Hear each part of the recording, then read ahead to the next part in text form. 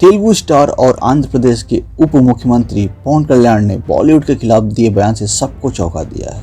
उन्होंने कहा है कि हिंदी सिनेमा धीरे धीरे भारतीय संस्कृति से दूर होते जा रहा है, जबकि साउथ की फिल्म इंडस्ट्री आज भी अपनी परंपराओं और संस्कृति से जुड़ी हुई है। हाल ही में ऑर्गेनाइजर वीकली से बातचीत के दौरान देश में सिनेमा के बदलते स्वरूप पर चर्चा की और उन्होंने कहा कि हिंदी फिल्मों पर ग्लोबलाइजेशन और सिर्फ मुनाफा कमाने का सोचकर ज्यादा प्रभाव पड़ चुका है। कुछ फिल्मों में भारतीय संस्कृति से जुड़ी बातों को तो दिखाया जाता है, लेकिन उसका मजाक भी बना दिया जाता है। पवन कल्याण ने साउथ इंडस्ट्री की तारीफ करते हुए उन्होंने कहा, तेलुगु, तमिल, कन्नड़ और मलयालम सिनेमा अब भी अपनी जड़ों से जुड़ा हुआ है।